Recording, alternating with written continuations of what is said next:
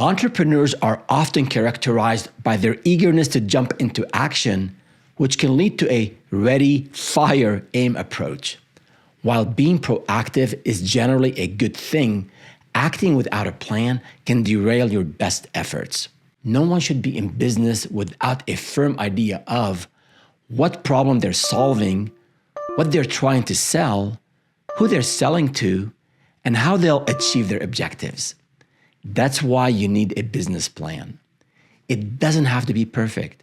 It doesn't have to be 50 pages long, and it should definitely not get you stuck in mind-numbing detail and endless conjecture. But you do need a plan. Just as in Aikido, where every move is deliberate and purposeful, a business plan ensures that every business decision you make is strategic and intentional. If your business involves family contributors, partners, banks, investors, or other stakeholders, you must make sure everyone understands how the business will be run and how they will benefit. But even if your business consists of just you and maybe a virtual assistant, you need a plan to stay grounded, avoid shiny object syndrome, and keep clear on your objectives. In this module, I will cover the necessary elements of a business plan and key business plan do's and don'ts. The main components of a solid business plan include the following 7 sections. 1. Executive summary. In this section, you want to outline your vision, the problem you're solving, your market, competitive advantage, sales and marketing strategies, and financials.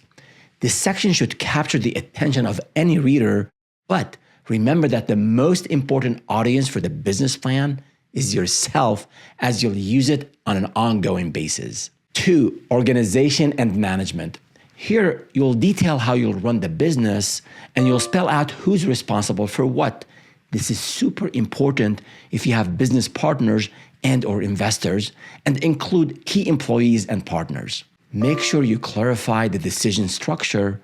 Don't leave decision-making too informal. If it's just you and your business at the early stage, you can leave this section pretty simple for now and flesh it out in later stages. But go ahead and add a note in this section that on major decisions, you'll obligate yourself to find and consult with an advisor or a subject matter expert. Number 3, market analysis.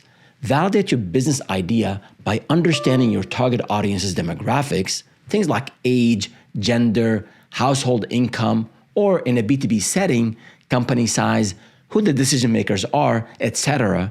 And then their psychographics, things like interests, values, attitudes, lifestyles, and opinions, among other things. Then research your competition thoroughly. What makes you stand out? What is your unique, unfair advantage? Number 4, service description. In this section, describe what you're offering.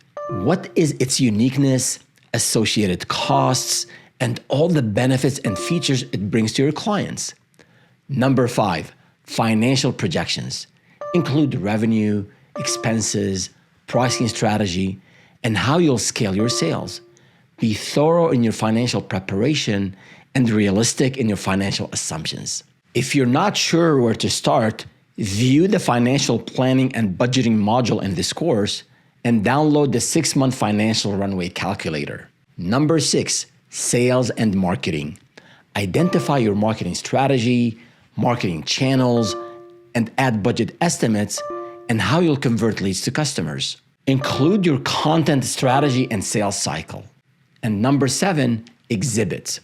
Provide additional details, certifications, patents, research, and financial modeling to back up your claims and strengthen your value proposition. This section is particularly relevant for stakeholders such as investors. Now, you might wonder if you should write the plan yourself or hire a professional.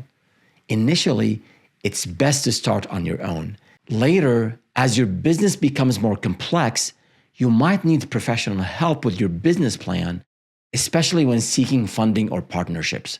Remember that a business plan isn't a one-time document. It should evolve constantly. As your business grows, you'll benefit from annual planning sessions and quarterly reviews. But start simple and build on it. validating your assumptions and gauging your performance, particularly in terms of early stage revenue generation. You can steadily adjust your plan and solidify your projections over time. It's more important to get yourself out there and get real feedback from real leads and clients to provide clarity. Overplanning can be as much of a trap as no planning at all. Since you are an early stage business owner, I want you to be deliberate, but at the same time, agile in your actions. Yes to planning, but I want you to have a bias toward action.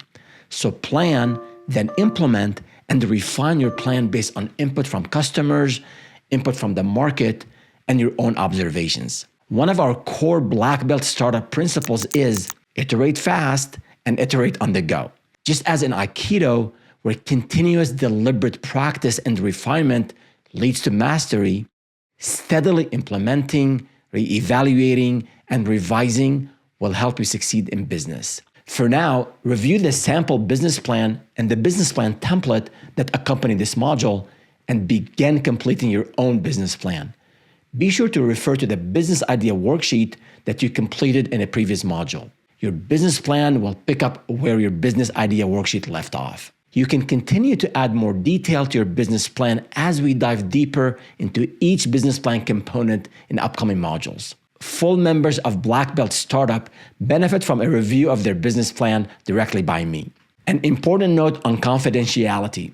Any document you submit to us will be held in strict confidence.